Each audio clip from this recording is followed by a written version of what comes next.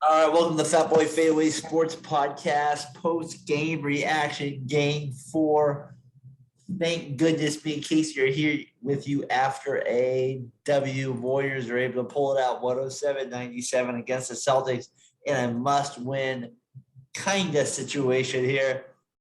Casey, I don't know how you're feeling, but there's a mixed emotions during this game. They're up, they're down, I'm pissed. I'm wanting to, as C. Wood would say, I want to throw my shirt on in the crowd. I want to do everything. My family doesn't want to be around me. I mean, they're making me lose my mind. Curry, 40 points, thankfully, saves my sanity. He pulls it out. We'll get into some of the details, but just how you feeling, my man? I'm feeling like E40. Yee! I feel great, man. No, it was a great night, man. If you're a Warriors fan, it was fantastic. Steph Curry with the shot, boy. He just came out. He did his thing, man. It was phenomenal to watch. The one thing I did notice throughout the game, though, is Klay Thompson still struggling a little bit, but Andrew Wiggins came out to play. He really did, man. Most career high in rebounds in his life, at least at a professional level. And the way he played, he saved them, honestly, in the first quarter. If it weren't for him, I think they might have been drowning a little bit. But Otto Porter starting the quarter, I kind of hesitated. I was like, you probably should start Kuminga. I'm not going to doubt Steve Kerr because he's an excellent coach. But as soon as they brought Kevon Looney back in, I was like, all right, Robert Williams was killing us on the boards. So that was a good move by Steve Kerr. I really agree with the move he made. And, going forward, just towards the next series, and I'm not going to, go too far into it, but I think they have to play Kevon. They have to play Kevon. I think, okay, before we get ahead to the next game here, I hear you. Let's go back to the game here. I appreciate those points there. Let's go back to Curry then. Let's kind of let's settle. Let's really appreciate what he did tonight. He got 40 points. He's been called out left and right. Watching the game, it's pretty obvious. I'm tweeting, don't take this man out of the game. We can't even afford to. Even when he's out, it's almost the LeBron James factor with the Cavs a little bit. When he was out, it was they just dropped a whole nother level. Poole thankfully was able to kind of contain some of that tonight a little bit when Curry was out there in that second quarter. He was able to get that 12 points there. But let's focus on Curry here. 43 points, 14-26, 8-9 from the free throw line, 10 rebounds, 4 assists. Did have 5 turnovers. But I guess my key point here, Casey, with Curry is this maybe his defining game in the NBA Finals? I can only think of maybe Game 5 against the Cavs in 2015. I know he had the game in the second year he made the finals with the Cavs. I believe he had 47, but this one just feels bigger. Biggest performance by Curry in an NBA Finals so far, you believe? Yeah, the one you're speaking of was actually against the Raptors. It was 47. Yeah, Raptors. Thank you. But I think this is his moment. As we say as NCAA, this is his one shining moment, right? I mean, I won't say this is his worst team that he's ever played. The Raptors one was the worst. No, not speaking about the Celtics, the opposing team, but the team he has got now. Yeah, the Raptors one was the worst with the injuries. Yeah, absolutely. Well, when you got Quinn Cook and Alphonso, that's rough. Yeah, that says enough right there. But this game, and I knew, and it pumped me up as a Warriors fan, and as a player that used to play basketball. When I think it was 33-27, and he started doing the let's go, talking kind of a little bit of shit to the boss. A little bit. I enjoyed it because I was like, oh, he's engaged. And I really took it to home. I was like, oh, this is his moment. He wants this. No one else is coming along for the ride. Y'all better catch up to where I'm at right now, because if you don't want to come along, I'm gonna bring you along. And No, So no, look, go ahead. Go ahead. that's going to transition to our next point, though, because you're talking about Curry being special, but you brought it up. The others, he allowed others to be kind of make a little way here.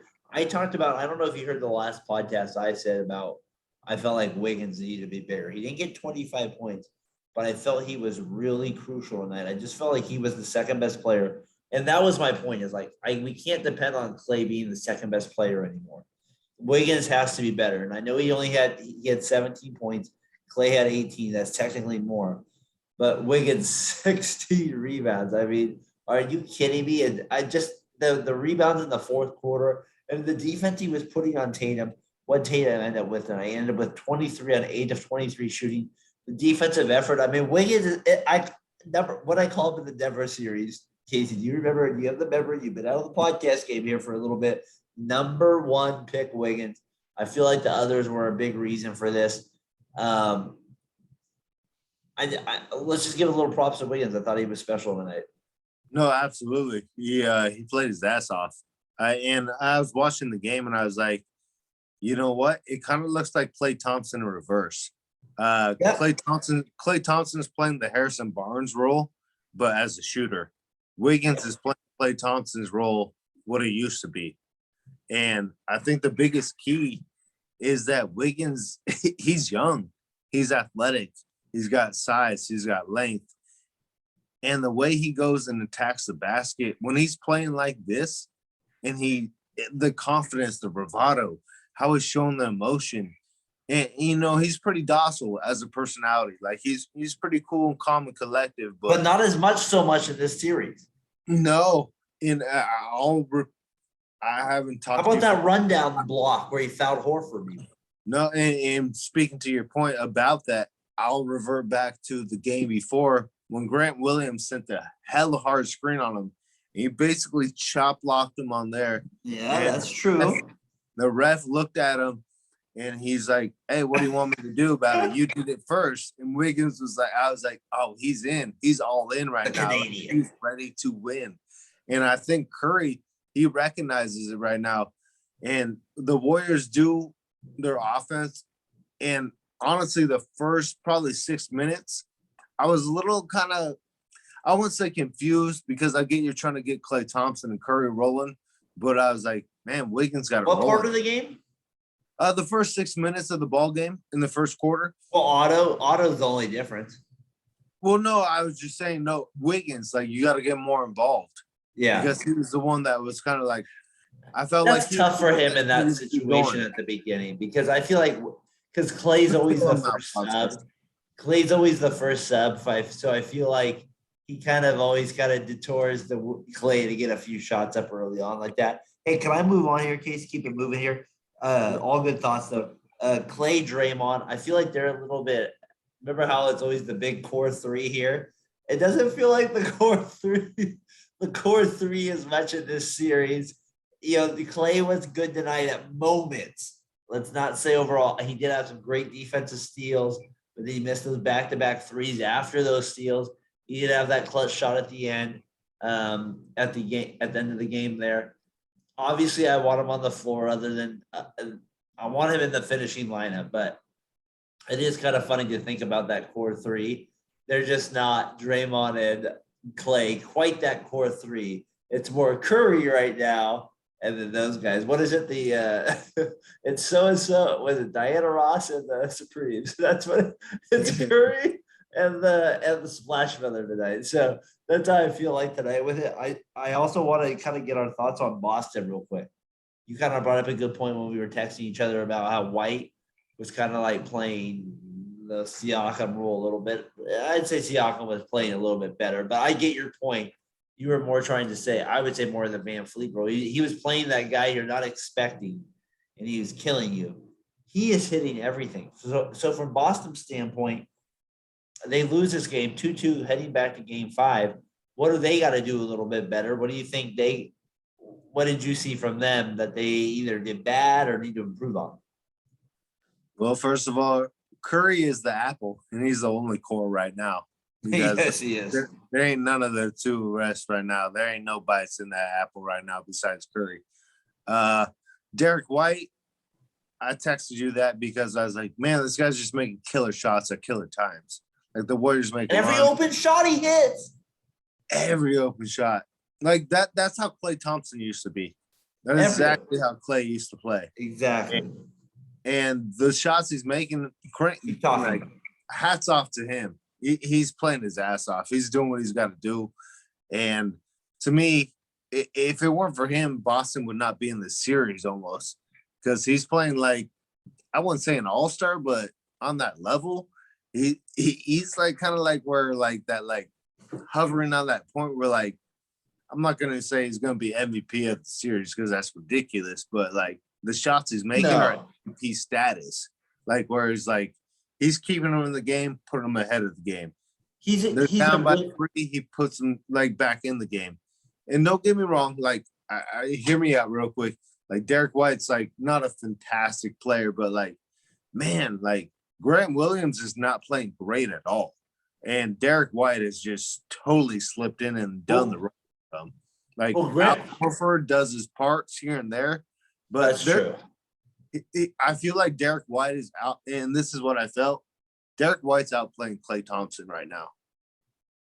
Derek White was only 4-12 tonight. He was 3 of 5 from 3. I think that's the part that felt like the killers, is that he was 3 of 5 from 3. He was only 4. Then he was only 1 of 6, the rest of the 1 of 7, the rest of the way. But I feel like those threes kind of felt like the killers because he hit most of those. Grant Williams, you're right. He did not play well. He did not play as well. Robert Williams is continuing to play well. Makes me continue to drool over the thought of Wiseman on the Warriors next year. Like, just give us him next. You know what I mean? If we just had him to throw out there, Wood Williams played 31 minutes. Let's give Wiseman 11 minutes. Let's give him anything in that regard. All right. What was the last question you asked me, Darren? I'm sorry. Well, I don't even know what it was by that point, but what's the biggest factor you feel like going into, let's kind of move into game 5 a little bit as we kind of talk about game 4 here. So game 5, do you know the date of it? I need to double check. I'm an idiot. I should have known this beforehand, but going into game 5, what do you feel like are the keys to the series? Like, that's 2-2, Casey, NBA Finals. Most of the time, I will say this. In the NBA Finals, you feel like you kind of watch a series and you go, well, this team should win. For this team to lose, the other team has to be kind of dumber. And I don't, you know what I mean? They have to kind of play down a level. Watching this Warriors-Celtics series so far, the Warriors, I know they have the Curry veteran, but Draymond's regressing. He's 32. He's not getting as good. Klay's playing off injury. Warriors have young players. Celtics have players that are coming up. It does feel kind of like an even finals for the first time in a while. What do you think? Oh, absolutely. I agree. Like, wholeheartedly. This is a finals that we're like, a lot of people were saying like this could go 7. And I agree. I mean, even as a Warriors fan, I'm like, I look at and we talked about a little before, like, you know, the matchups, you know, how they are. Smart against Curry, Looney against Williams, Draymond against Brown, Tatum against, you know, Kuminga that hasn't played. And that's the part where I'm just like, I don't get Kerr's part. Like, I don't understand it yet why he has not played Kuminga, but it is been frustrating. But just thinking about game 5, it really comes down to defense now, because you saw it tonight, right? I mean, there's going to be shots that are made, obviously. I mean, it sounds so redundant and so cliche, but it really is a make or miss league. Tatum started out hot. I think it was 3 of 3 from 3, 4 of 4 maybe. And then you start making adjustments throughout the game. And that's the one thing I was really critical about Steve Kerr. He did a phenomenal job tonight, just sitting Draymond Green and not playing him. And Kevon Looney played those minutes. And I was like, I kind of took like a little bit of like, as a player. He wasn't as prideful tonight. No. He's been off. He's been awful the last 2 games. And he's probably played one great game and the other one's just been terrible. Tyler would probably just be, yeah. He's been awful. No, Tonight, at least he played absolutely. Brown. At least But he guarded Brown decently tonight. but you have to agree with this statement, Darren.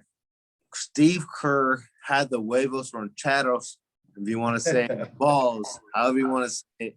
But to sit your third best player for a significant amount of time and play Kevon Looney, to me, that was the biggest move in the game. He went offense for defense with like three with 3:25 left. So I would definitely say that. I'm curious to see your Draymond's comment there with it. All right, a couple points here. I'm gonna say before the Warriors win, if they would have lost, this is my thing. I would have been on here, Casey, just freaking ripping the refs. I don't know what it is about me. Maybe I'm too competitive. Maybe I have too much of a mom in me there a little bit. I don't know what it is, but I would have been. I was frustrated at times at the referee at times. I just wasn't just the way I was. I feel like Curry's getting held off the ball way too much, getting frustrated with that a little bit, but it is what it is. I know we get away with stuff too. Savage, our guy, tweeted Draymond gets away with stuff. I get that. I understand that. That's fair enough. But all right, game 5 in Oracle. Casey, got the Warriors or Celtics winning it. What do you got? And you know this, man. I got Dub Nation all day, man. You know this. I'm rocking with our boys, man. I've been Warrior life for life. You know, it is what it is. And I just really think, you know, to Monday, me, 6 o'clock. the biggest factors are going to be Steph Curry's going to do his thing. It How is about what it Looney? is. No. Hear me out. Steph Curry's going to do his thing. It's going to come down to Klay Thompson, number 2, Draymond Green, and Jordan Poole. Those are the 4 guys.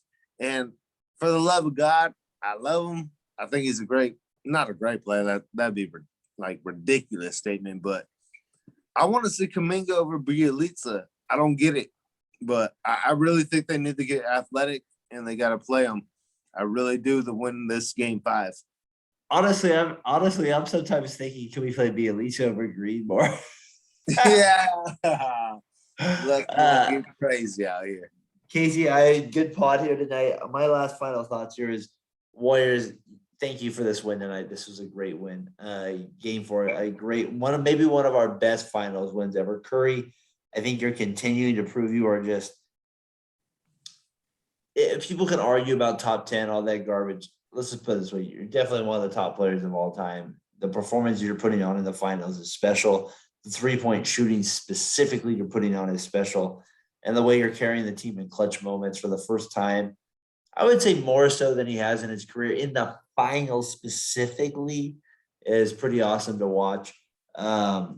Case, I look forward to our podcast Sunday. We'll get more in depth about the Warriors, some of the injury history there with their finals there, probably previewing game 5 a little bit more. But in the meantime, one of the best wins, one of the best finals wins in NBA history. Tyler, hope you're having a good time in Disneyland. We'll see you next time. Casey, peace. Peace, brother.